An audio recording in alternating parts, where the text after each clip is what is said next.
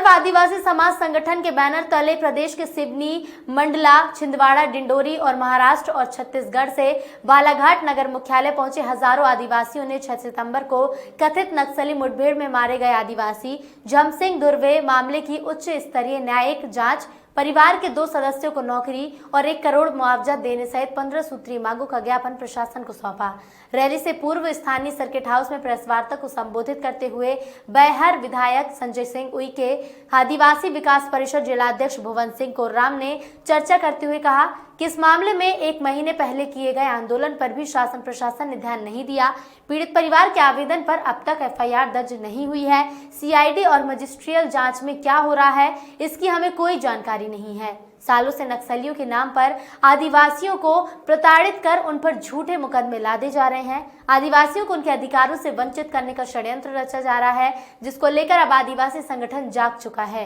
मांगे पूरी नहीं होने पर संगठन आने वाले दिनों में इससे भी बड़ा उग्र आंदोलन करेगा। सरकार कोई भी गंभीर नहीं है, किसी भी प्रकार से गंभीर नहीं हो सकता।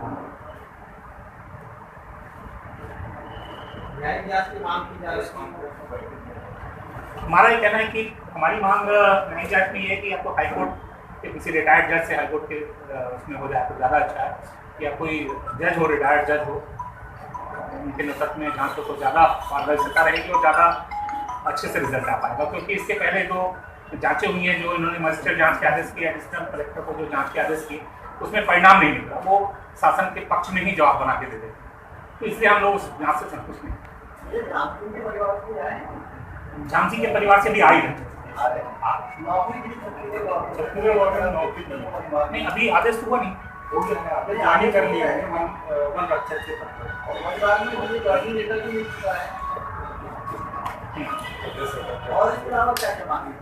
नहीं, हमारी मांगे 2 लोगों की नौकरी, परिवार के 2 लोगों को नौकरी है और 1 करोड़ रुपए मुआवजा है। एक को नौकरी मिल गई, एक को यहाँ भी प्रशासन देने तैयार है, लेकिन जो मुआवजे की राशि है ये यहाँ छत्तीसगढ़ गवर्नमेंट, देखिए घटना कहाँ की है, मध्य प्रदेश सरकार की, मध्य प्रदेश की भूमि पे घटना घटी है और छत्तीसगढ़ हम मध्य प्रदेश सरकार से आगे निकल के उनको नौकरी भी दे रही है, उनको 4 लाख रुपए मुआवजा भी दे रही है, जबकि घटना यहाँ की पुलिस ने की है, घटना स्तर यहाँ का है। तो यहाँ की सरकार को, यहाँ के प्रशासन को ज़्यादा उस पर कारगर काम करना चाहिए, हमारी मांगों पर गौर करना चाहिए। देखिए, जो जान गई है वो तो नौकरी और उन सारी चीज़ों से पूर्ति नहीं की जा सकती, वो आप भी जानते हैं, हम भी जानते हैं, लेकिन ये राहत है परिवार को, नहीं कि कम से कम मुखिया के जाने के बाद परिवार अच्छे से रह सके, परिवार का जीवन यापन अच्छे से हो सके, ये एक राहत है।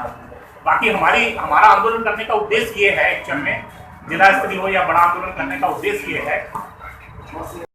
ने आपको बताया कि आज का आंदोलन क्या है, तो मैं इस वार्ता में इस आंदोलन के लिए बोलना चाहूँगा कि हमने इसके पहले जो 15 सितंबर को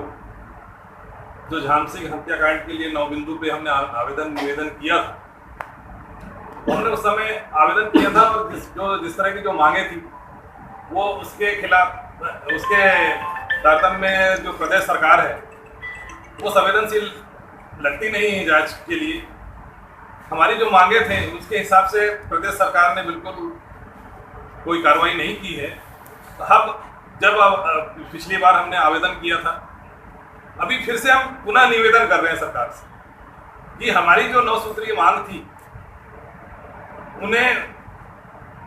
उसको ध्यान में रखते हुए ये जांच की जाए। इसमें झांसी का ही एक मुद्दा नहीं है, पिछले 10 साल से हमारे जो आदिवासी बंधुओं को नक्सली आरोप पत्र दाखिल करके उन्हें जेल में डाला गया है, तो उनकी जो जांच है उसे फिर से चालू की जाए। जो जांच अभी रुकी हुई है उन जांचों को पूरा करके जो उसमें संबंधित आरोप पत्र में अगर वो आरोपी प्रदेश शासन की ओर से 2 लोगों को नौकरी और 1 करोड़ रुपए का मुआवजा मिलना चाहिए, तो वो अभी तक शासन ने नहीं दिया और ना ही उस पर कोई काम कर रहा है। एक पत्र अभी उन्होंने एसपी साहब ने ये कहा था कि हम तो मुआवजा देने के लिए तैयार है और नौकरी देने को तैयार है, लेकिन मैं आपको बता देना चाहता हूँ मीडिया समक्ष कि जो प्रशासन है, पुलिस प्रशासन जो मुआवजा और नौकरी की बात कर रही है वो नक्सली मुठभेड़ में मारे जाने के कारण कर रही है, क्योंकि ये सत्य नहीं है कि पुलिस ने सीधा सीधा उसको हत्या की है, और हत्या करने के नाम पर अगर जुर्माना देती है, मुआवजा देती है, नौकरी देती है, तो समाज उसको सहज स्वीकार करता है। और भी बहुत सारे हमारे मुद्दे हैं, और हमने कहा कि जुडिशरी मजिस्ट्रियल जांच चाहिए, जिसमें सुप्रीम कोर्ट के, हाई कोर्ट के जो रिटायर्ड जज हैं उनके माध्यम से एक कमेटी बने और उसके जांच हो। साथ ही हमने कहा कि हमारे जो सामाजिक संगठन के लोग हैं 10 लोग, वो सामाजिक संगठन के जिसमें 3